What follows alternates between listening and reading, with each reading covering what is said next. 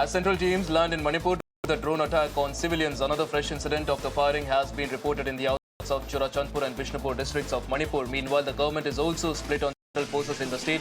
State DGP has refused CM Bhupendra Patel's son-in-law. In fact, says that central forces are required.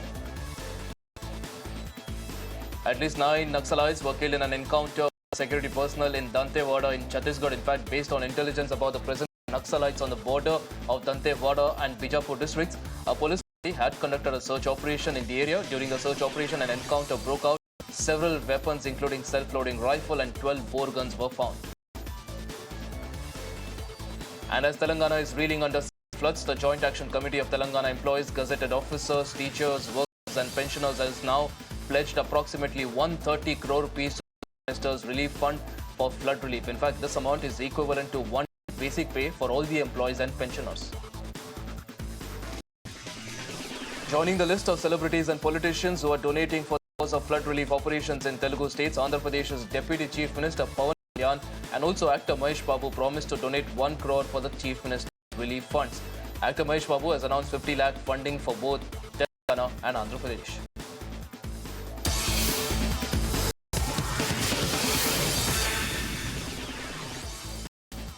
Following a meeting between Gujarat Chief Minister Bhupendra Patel and the state's interns and junior doctors, the 2-day-long medical strike in the state has been successfully resolved. They have been demanding a 40% stipend hike for resident doctors and interns. In the meeting, the Chief Minister also assured the doctors that their demands will be considered. President Draupadi Murmu has delegated powers to the Lieutenant Governor to constitute and appoint members to any authority, board, commission or statutory body under any law enacted by the Parliament that is applicable to the national capital. Two people accused of smuggling counterfeit notes have been arrested in Saharanpur of Uttar Pradesh. In fact, these notes have been recorded as well. 60,000 counterfeit notes, ATM cards and several other items were recovered from the scene.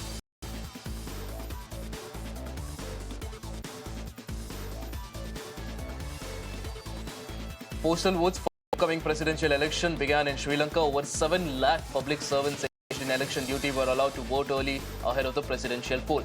Following major economic collapse and political crisis, Sri Lanka is now scheduled to hold its presidential election on 21st September.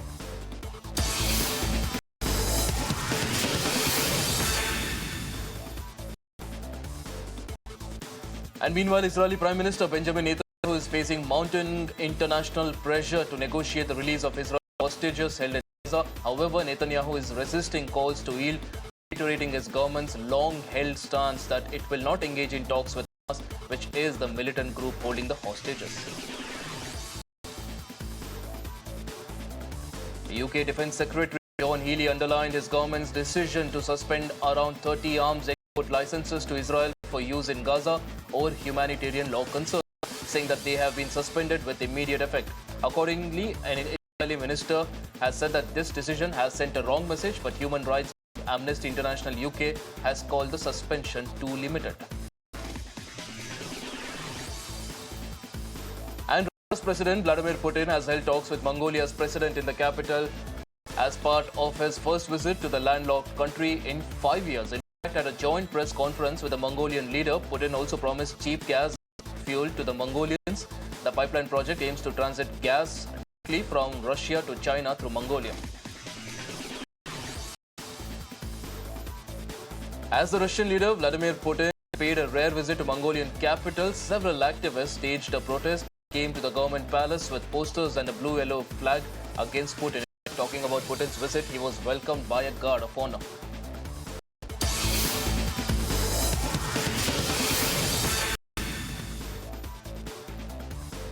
Meanwhile, Iraq's parliament is now considering controversial legal changes that will allow religious authorities in the country to adjudicate in the matters of family law, a move that will also allow the marriage of girls as young as 9 years old. In fact, the proposal comes as a powerful Shia Muslim faction in Iraq has backed the clergy to have pushed back against what they describe as the West imposing its cultural norms on the Muslim majority country. Clashes also erupted between Palestinian protesters and Israeli soldiers in the city center of Jenin. Now the clashes come as Israeli forces continued their 6 raid on the Jenin refugee camp in the Israeli-occupied West Bank. In fact, Israel also says that it has killed 14 militants in Jenin and also arrested 25 militants.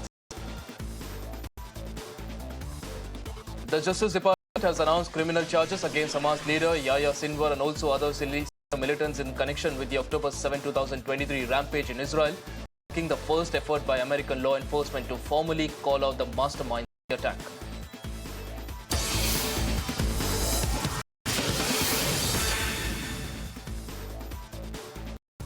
During his 12-day journey through Southeast Asia, Pope Francis, in fact, has now called on Indonesian leaders in Jakarta to address religious extremism. Speaking to political and also religious figures in Jakarta, he also emphasized the importance of promoting interfaith dialogue to counter intolerance and prevent manipulation of religion.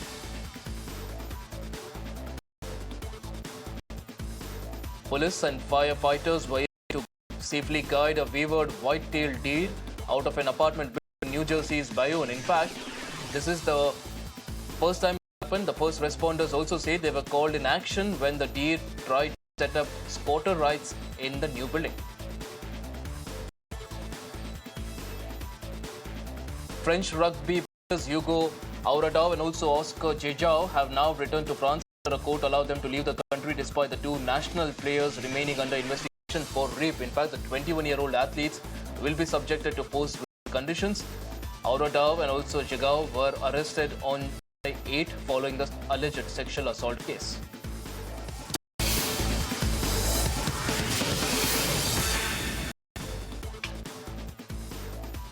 Shifting our focus now to the ongoing Paralympics in Paris, trackster Deepti Jivanji has now produced another top-notch performance for India as she sprinted to a bronze medal finish in the women's 400-meter T20 final. Meanwhile, Sharad Kumar and Mariappan Thangavelu also made the country proud in the men's T63 high jump event, while Sharad Kumar bagged the silver medal with a jump of 1.88 meters.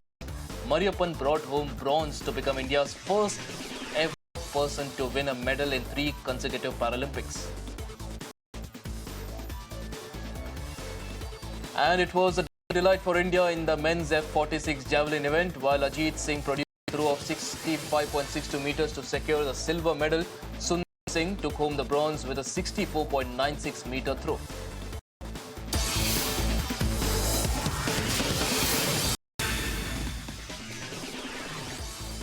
And in the world of football now, 174th ranked Mauritius held India to a 0-0 draw in the Blue Tigers opening match of the Intercontinental Cup. India, which is of course 124th ranked on the FIFA standing, enjoyed most of the possession but failed to find the back of the net due to a timid approach.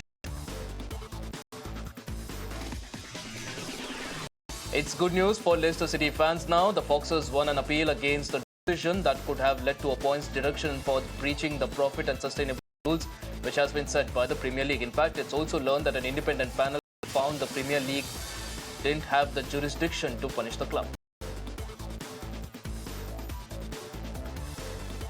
India's campaign at the ongoing US Open came to an end after Rohan Bopanna and mixed doubles partner Aldila Sugiadi suffered a semi-final defeat. In fact, the pair also suffered a straight-set defeat against the American pair Donald Young and Taylor Townsend in a very one-sided encounter.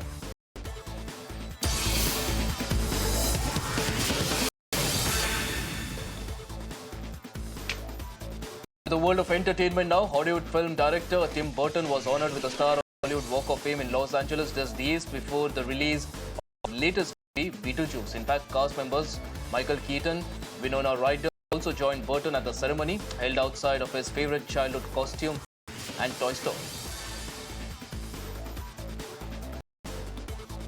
Stree 2 recently became the biggest Bollywood hit of the year, bringing joy to the film's cast and crew. However, alongside the celebrations, a curious PR battle for credit has also erupted on social media between the movie's lead actors. Addressing the situation, director Amar Kaushik has now spoken about the credit war and clarified that it hasn't impacted the camaraderie between the team.